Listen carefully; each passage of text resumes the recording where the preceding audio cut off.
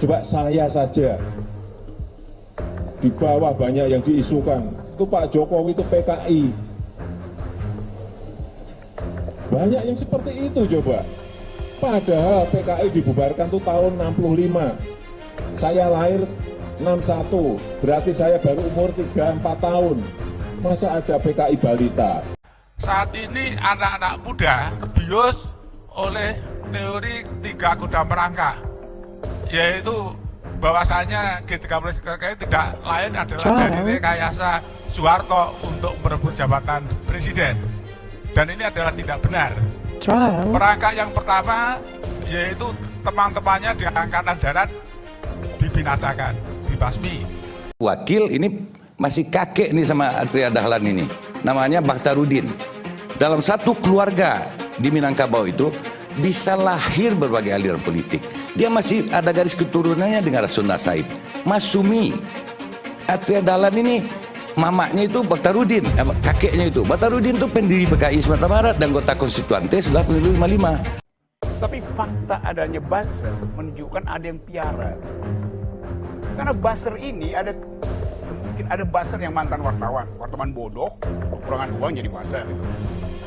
Ada mantan aktivis itu, mantan LSM sama jadi buzzer karena butuh uang.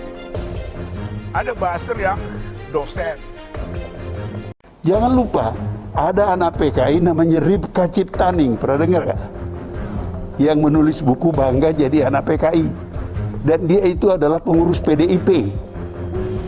Sekularisme inilah yang memberikan kesempatan kepada komunis untuk bisa masuk dalam medan persaingan politik di Indonesia ini. Tapi fakta adanya buzzer menunjukkan ada yang piara. Karena buzzer ini mungkin ada buzzer yang mantan wartawan bodoh, kekurangan uang jadi buzzer. Ada mantan aktivis itu, mantan LSM sama jadi buzzer karena butuh uang. Ada buzzer yang dosen.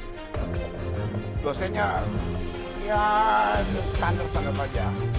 Pak Joko, Pak Presiden, saya meringatkan, Fir'aun yang kuat, gagah perkasa pun tumbang hancur. Kemana kalian yang suka posting-posting, yang jumlah subscribe-nya banyak, yang jumlah followernya banyak, yang berpenghasilan banyak, hello, share dong foto kalian itu, berbagi sama yang lain. Jargon-jargon, slogan-slogan yang hello, ayo kita istirahat di rumah.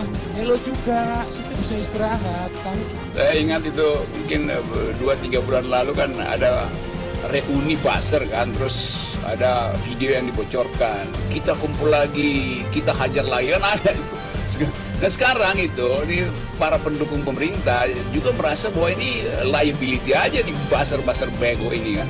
Jadi bagaimanapun politik itu tukar tambah kepentingan, nggak ada kekuasaan yang memelihara buzzer terus-menerus. Hitler aja pelihara buzzer, dia ganti-ganti tuh.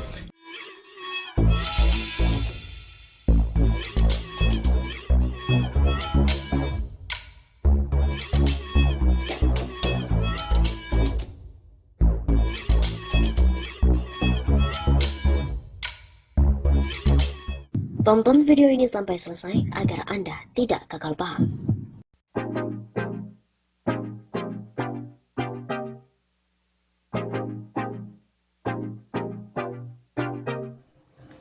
Buzzer RP adalah PKI gaya baru.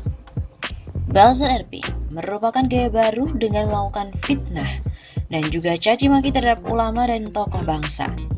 PKI gaya baru adalah buzzer ngaku paling penegak Pancasila tapi merongrong agama. Tokoh-tokoh utama agama dan juga tokoh-tokoh utama bangsa pun difitnah serta dicaci maki.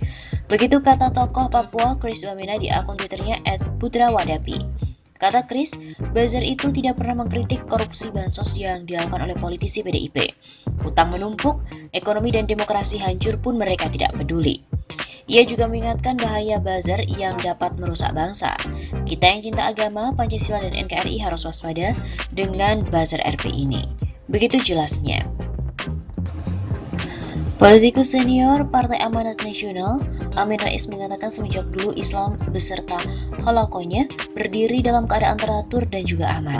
Dari dulu Islam beserta dengan berbagai halakoh di dalamnya adalah hal yang ajak atau aman, tulis Amin Rais di akun Twitternya. Kemudian katanya muncul paham komunis yang mengadu domba Islam dengan halakohnya hingga terjadi perpecahan di tengah umat. Sebab PKI melihat halakoh itu sebagai peluang untuk adu domba. Hanya PKI beserta anasir-anasirnya saja yang melihat itu sebagai sebuah peluang untuk mengadu domba umat.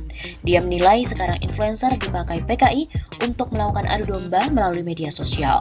Mereka seperti buzzer yang dibayar untuk propaganda di dunia maya. Sekarang anasir PKI menggunakan tangan sosmed influencer. Umat jangan terpengaruh, tetap dalam semangat ukhuwah. Demikian kata Amin Rais.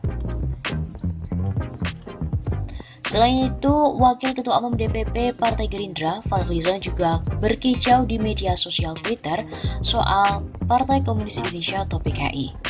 Kali ini, anggota DPR asal Dapil Jawa Barat itu mengklaim PKI selalu ingin menghapus jejak sejarah. Dari dulu PKI selalu ingin menghapus jejak sejarah, playing victim dan berusaha menempatkan diri sebagai korban. Anggota Komisi 1 DPR ini juga lebih lanjut mengatakan para pengikut PKI berkali-kali mau memberontak dan melakukan kudeta, namun selalu gagal. Fadli kemudian mengajak warganet menanti serangan para pendemo bayaran atau buzzer yang tidak suka dengan kicauan itu. Padahal berkali-kali mau berontak dan kudeta, gagal terus. Nah yuk kita lihat komen-komen dari buzzer RP yang pro PKI habis saya tweet ini. Fadli juga mengatakan kicauan akun namaku Anissa dalam unggahannya bahwa fakta sejarah PKI diubah lewat Wikipedia. Warganet waspada pemutarbalikan sejarah. Untuk diketahui, tagar boykot Wikipedia sempat menjadi tren Twitter pada waktu lalu. Tagar tersebut dipicu adanya keterangan dari Wikipedia soal pembantaian di tahun 1965-1966. Indonesia Corruption Watch membongkar besarnya anggaran pemerintah yang dialokasikan untuk membayar buzzer dan juga influencer. Tidak tanggung-tanggung anggarannya pun mencapai 90 miliar rupiah. Pemerhati politik dan kebangsaan Rizal Fadila mengkritik besarnya anggaran yang digelontorkan untuk para penjaga maya itu. Dia menyebut penggunaan buzzer dan influencer mirip apa yang dilakukan di sejumlah negara komunis seperti di Rusia dan juga Cina. Tugasnya adalah membela, mengkampanyekan, membangun citra hingga memprovokasi. Hal ini dapat menurunkan kualitas dari demokrasi. Sebenarnya bukan hanya menurunkan, tetapi telah menjadi penyakit dari demokrasi sendiri, melanggengkan budaya politik transaksional, premanisme, serta menghalalkan kebohongan dan kecurangan dalam berpolitik. Rizal juga menyebut penyakit buzzer dan influencer sangat berbahaya. Di negara komunis seperti Rusia dan Cina, buzzer serta influencer dapat disetarakan dengan Departemen Agitasi dan Propaganda atau Agitprop Partai Komunis.